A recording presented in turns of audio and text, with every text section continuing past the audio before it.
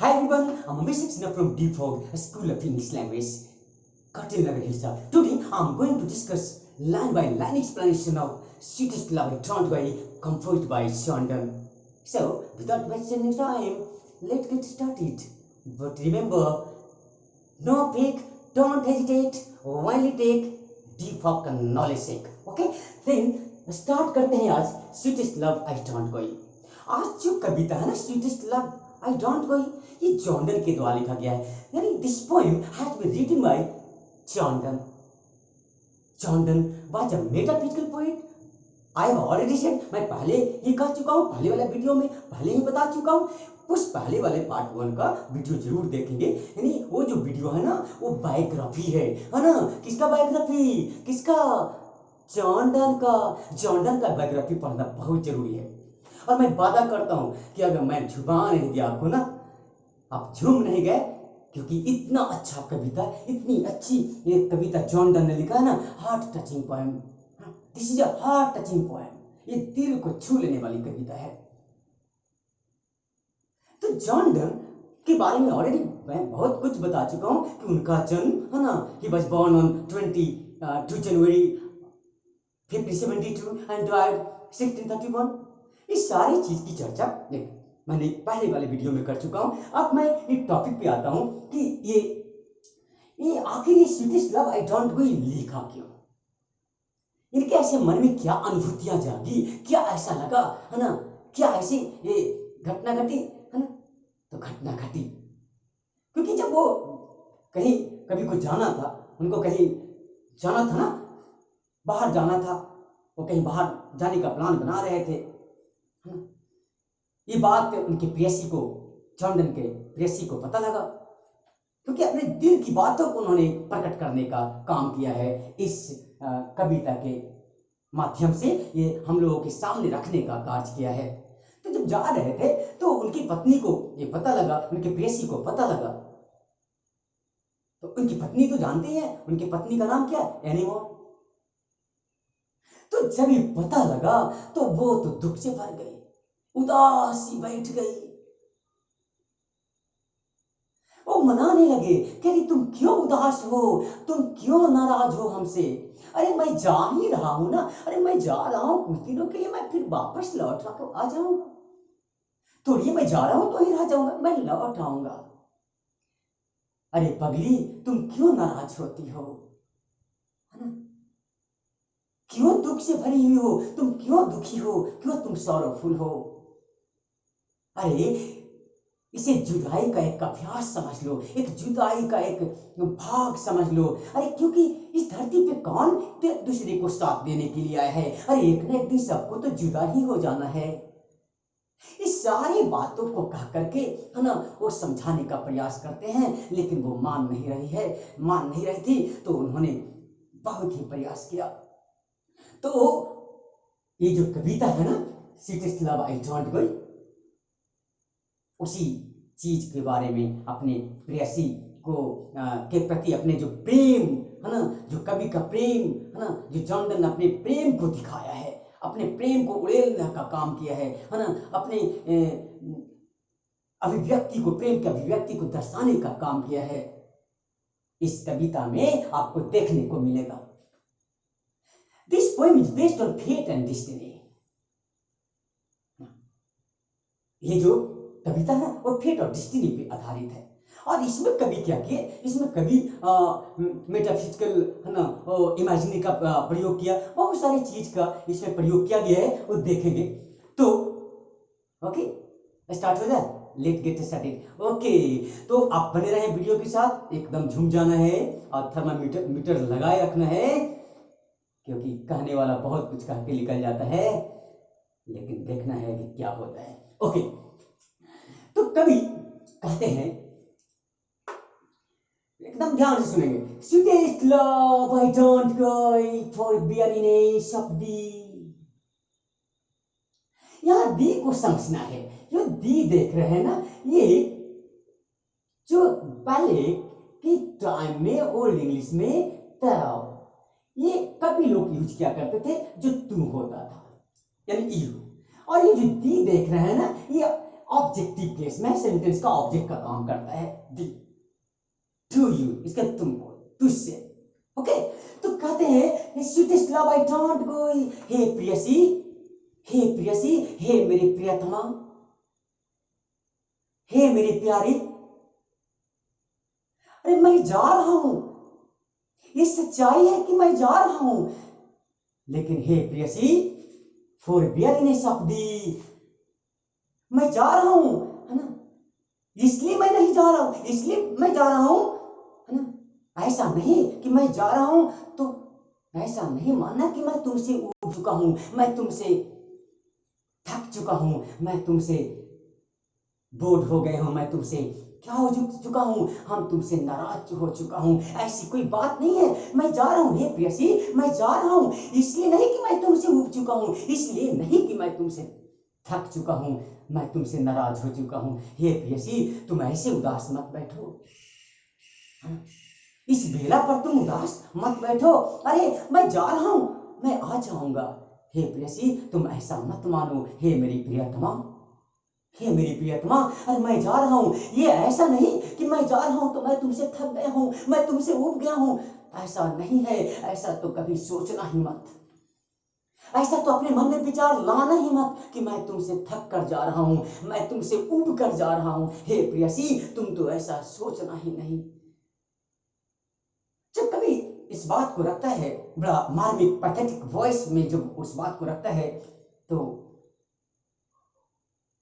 उसके जो अभिव्यक्ति, उसका जो लव का जो फीलिंग होता है ना, द फीलिंग्स ऑफ लव, एकदम हृदय को भेदने का काम करता है।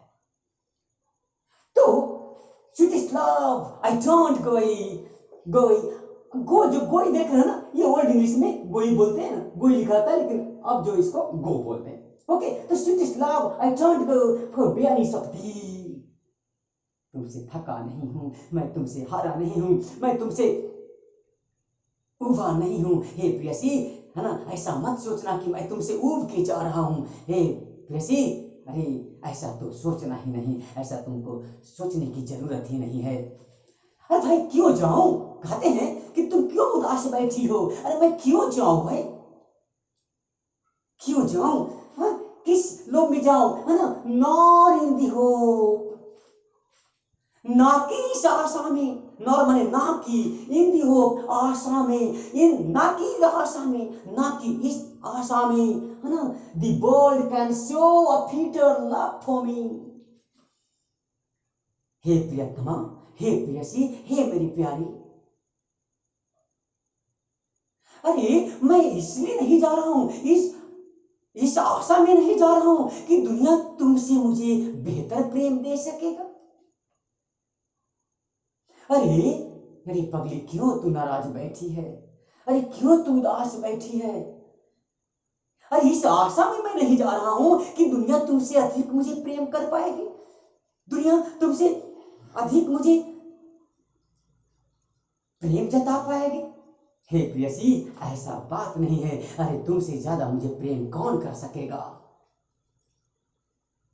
There is no one who can love me. But कहते हैं कि दुनिया में कोई ऐसा है नहीं कि जो तुमसे ज्यादा मुझे प्रेम कर सके। हे प्रियसी, तुम उदास मत बैठो, तुम दुखी मत हो। तो कभी जब इस प्रकार की बात को अपने वेदना, अपने संवेदना, अपने अनुभूति को वो प्रकट करते हैं और प्रकट करके वो मनाने का प्रयास कर रहे हैं अपने प्रियसी को, तो कहते हैं कि sweetest love I don't go for weariness of thee, nor in the hope, nor in the hope the world can show a fitter love for me. हे प्रियसी, मैं इसलिए नहीं जा रहा कि मैं तुमसे उब चुका हूं, मैं तुमसे थक चुका हूं, है ना, और इसलिए नहीं, इस आशा में नहीं कि दुनिया तुमसे ज्यादा मुझे प्रेम करेगी, दुनिया हम पे तुमसे ज्यादा प्यार बरसाएगी, ऐसा नहीं है। हे प्रियसी, ऐसा मत सोचना। अरे तुमसे अधिक मुझे प्रेम करने वाला कौन है इस दुनिया में। तुम, हे पगली, तुम नाराज मत हो, तुम उदास मत हो। अरे मैं जा रहा हूं, मैं लौट के आऊंगा, मैं आऊंगा। बार बार दिलासा दिला रहे हैं अपने प्रियसी को। कौन? कवि जॉर्डन कहते हैं, but seems that I must try at last teach best। कहते हैं कि चूंकि हाँ, but seems that I must try at last, अरे चूंकि मुझे तो एक दिन मरना ही होगा। देखिए कवि का यहाँ भाव को समझने का प्रयास करना है। कवि कहते हैं, अरे पगली, अरे एक दिन तो मुझे मरना ही होगा, मर ही जाना होगा। अरे धरती पे कोई आया नहीं है जो जीवित ही रहे। अरे एक दिन तो मुझे मरना ही होगा, है ना।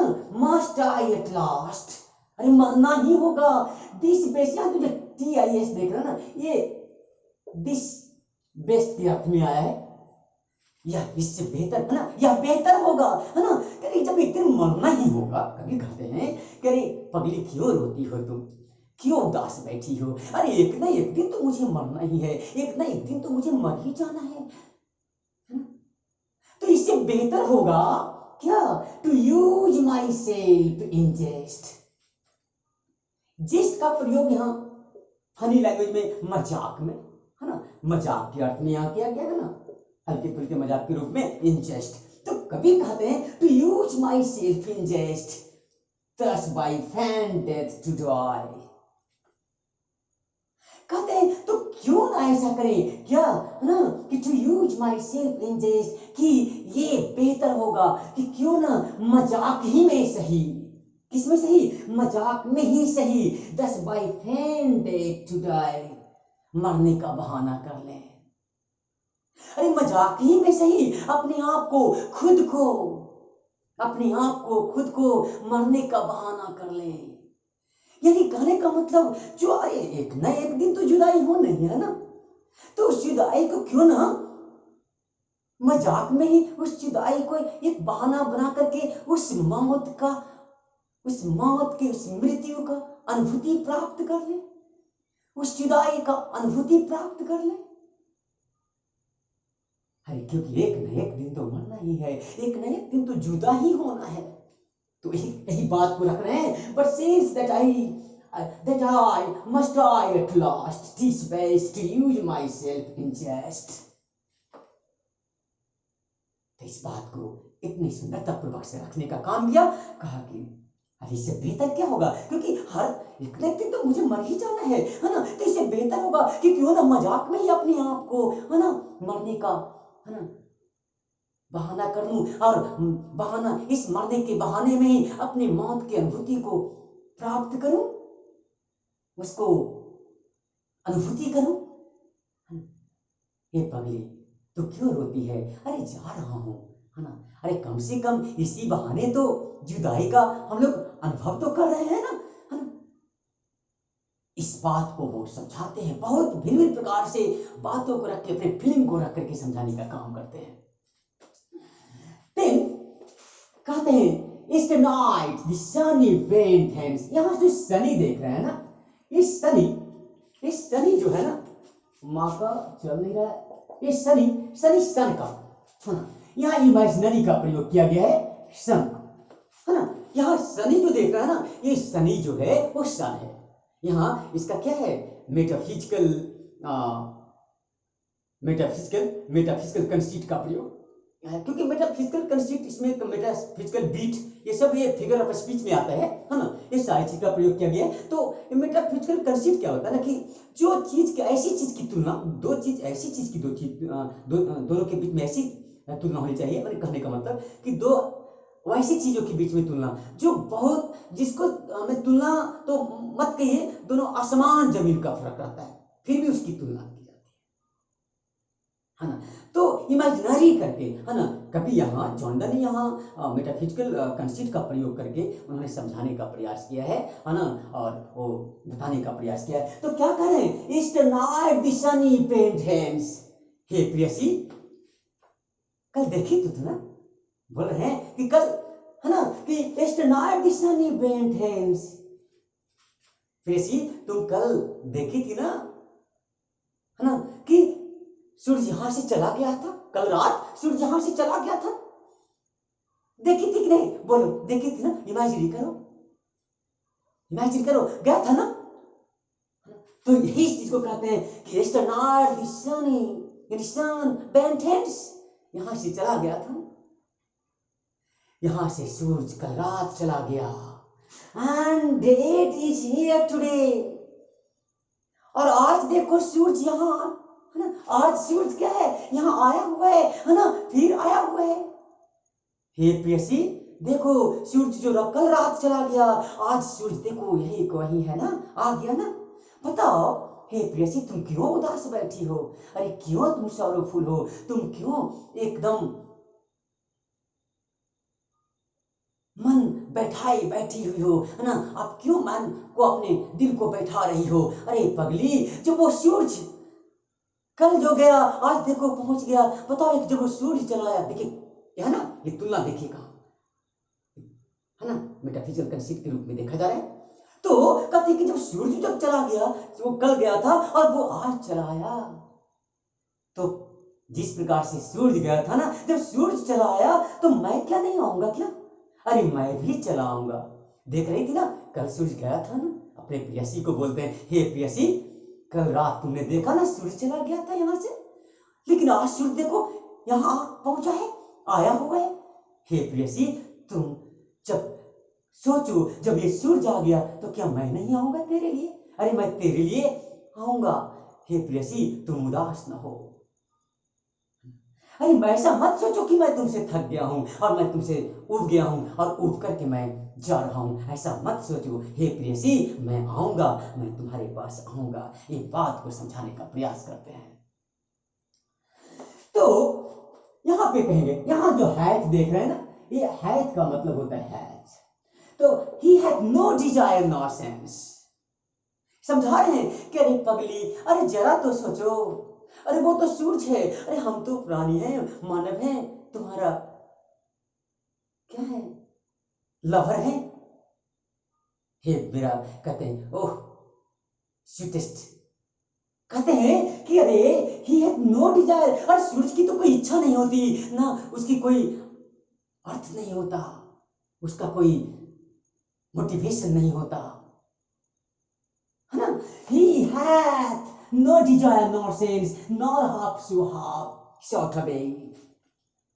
बेचारा का रास्ता भी छोटा नहीं होता कि रास्ते से आते रास्ते से घुट के चला है, वो तो पूरा चक्कर काट करके भी पुनः उस स्थान पे पहुंच जाता है। जब उतनी लंबी दूरी तय करके सूरज पहुंच जाता है तो क्या हे प्रेयसी क्या मैं नहीं पहुंचूंगा, हे प्रेयसी क्या मैं नहीं पहुंचूंगा, अरे पगली अरे मैं पहुंचूंगा।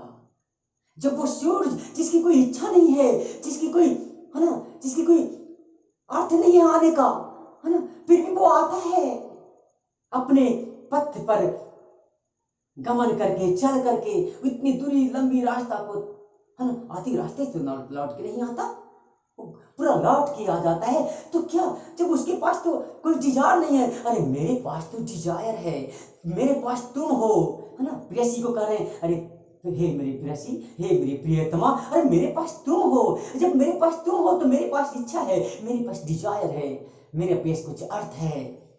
तो जब मेरे पास आने का कुछ मकसद है, मेरे पास आने का कुछ बनता है, मेरे पास कुछ अर्थ है, वो अर्थ क्या है, तुम हो। जब तुम है, जब आने का कारण तुम हो तो मैं क्यों नहीं आऊंगा। जब सूरज का कोई कारण नहीं बनता आने का, उसका कोई ना डिजायर है ना कोई अर्थ निकलता है ना, तो वो फिर चला आता है ना।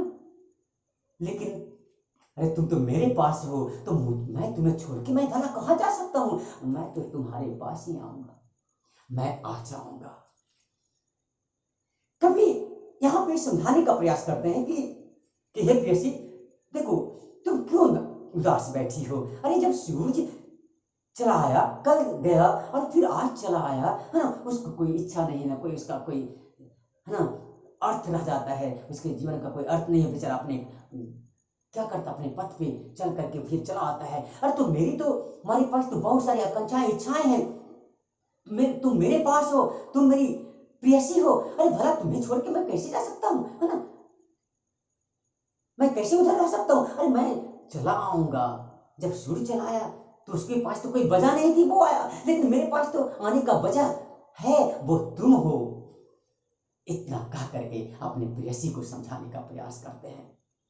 तो कहते हैं देन फियर नॉट मी। ये फियर मैंने भय है ना, फियर का मतलब भय। तो कहते हैं फियर नॉट मी, अरे मेरे बारे में तो चिंता मत करो। अपने प्रेयसी को कह रहे हैं हे मेरी प्यारी, हे मेरी प्रियतमा, अरे तुम मेरे बारे में चिंता मत करो, तुम मेरे बारे में मत सोचो, मेरे बारे में तुम भयभीत मत हो। अरे जा रहा हूं फिर वापस आ जाऊंगा, क्यों चिंतित हो तुम, क्यों सॉरफुल हो।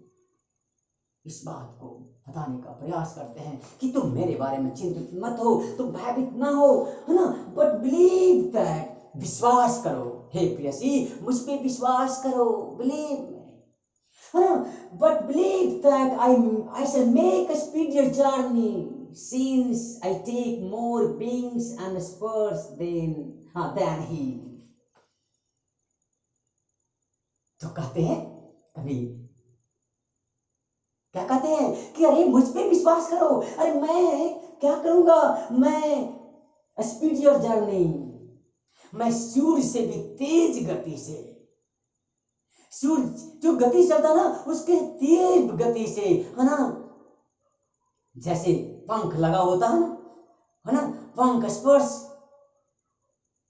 ये सारे चीज है ना, क्योंकि मैं तेज, सूर्य से भी तेज गति से, है ना, जैसे विंग्स लगता है ना, विंग्स के प्रयोग ना, मोर विंग्स, अधिक ऊंचावान होकर के मैं, है ना, सूर्य से भी तेज गति से मैं वापस लौट के चला आऊंगा। हे प्रियसी तुम नाराज ना हो। तो इसी बात के लिए कहते हैं it's an eye the sun he bent hands and ate his hair today, he had no desire nor sense nor half so sought